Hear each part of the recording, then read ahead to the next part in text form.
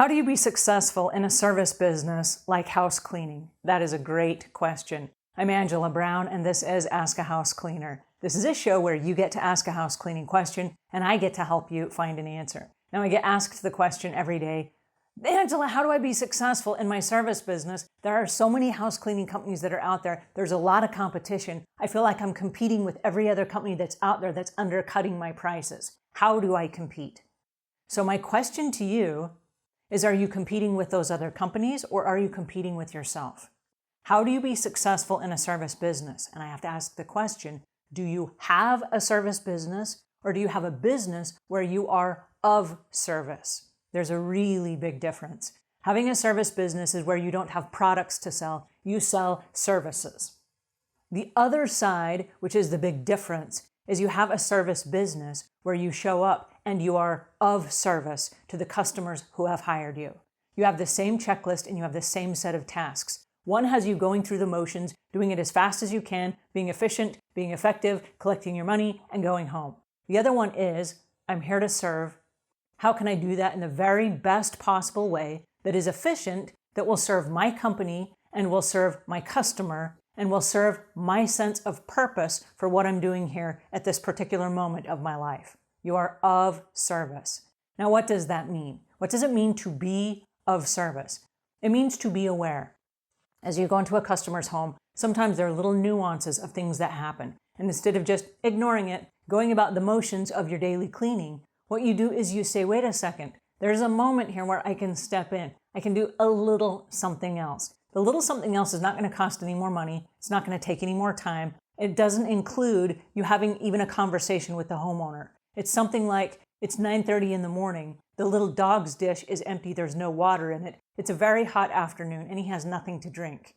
As you clean that area and you vacuum up the dog food and you wash out the dog bowl, you fill it up with water and you leave it back for the dog. You are just of service to that dog, right? There's no expectation that you're going to get a raise or a tip or anything like that in exchange for helping the dog out. You did it to be of service. When you are on service in your job, an amazing thing happens.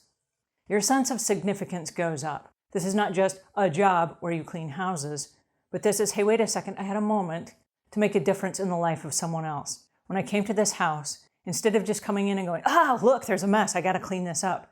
You came in and you said, wait a second, when I leave here today, I'm going to leave this home a cleaner place than when I found it. I'm going to leave this home a better place. When the family comes home tonight, they're going to see the home and they will have a happier feeling than they did before I arrived. When I came to this home today, I came with the intention of blessing this home. My presence here, my time here, the job that I'm going to do here today is my very best. Heaven forbid anything should happen on the way home. I get hit by a bus or whatever. If this was the last job that I ever did, I'm going out on top.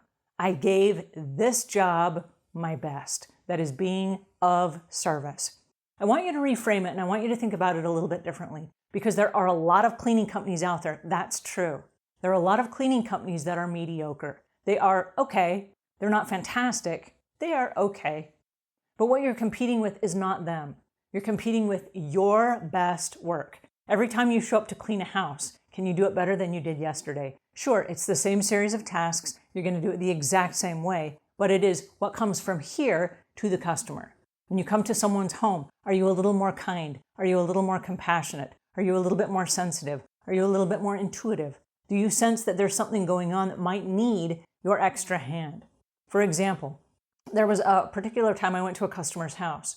And routine, as always, regular cleaning house. When I went to clean and vacuum out the master bedroom, I noticed that all of the men's clothes were gone. Okay, so I could just keep vacuuming and go about my merry way. But it suggested to me that the husband had moved out. All of his clothes are gone.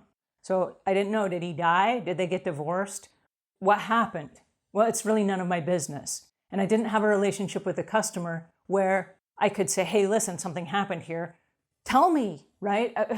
We didn't have that relationship. But on my worksheet that afternoon, I left her a note.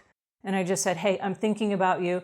I'm sending positive vibes your way. I don't even know if she's religious. I'm keeping you in my prayers kind of thing. Might have been too much, right? I'm sending positive vibes your way. It was just a weird little note that I left. She called me up and she said, "You have no idea what that meant to me because I'm going through a very difficult time right now." She did not tell me what the difficult time was, but I kind of know, right? It's being of service. It's being aware. It's paying attention to the things that you see, the energy that's in the house, how you feel about the job that you have. And if you can transmute that to the job that you leave behind. I came, I did a job, and I left. And as I left, because I did my best, I'm taking with me, here's what I get out of it, I'm taking with me the sense of satisfaction and pride of a job well done. That's what I get out of this by giving of service on the job. There are a lot of house cleaners that are sad about the business that they're in. They took it because it was a low barrier to entrance job. It didn't require a lot of startup money or startup skills or a college education or any of those things. They just jumped in. They're going to clean a few houses, make some money on the side. When you take away from the job the sense of pride in knowing that I gave this job my best, all of a sudden your service business has a sense of significance. It's the significance and the service that will promote you in the industry. And like I said, you're not competing with everyone else. You're only competing with yourself. But if you are that kind of a business, you will get referrals and you will get promoted and people will talk about you and people will hire about you and you will have more business than you could ever thought possible. But it is the way that you treat the business. Do you have a service business or do you have a business where you are of service? Okay. I hope that helps. If it does, leave your questions and comments in the notes below. If you have questions, you can go over to askahousecleaner.com. There's a blue button in the corner. You can click on that button and send me your questions here to the show. All right, until then, leave the world a cleaner place than when you found it.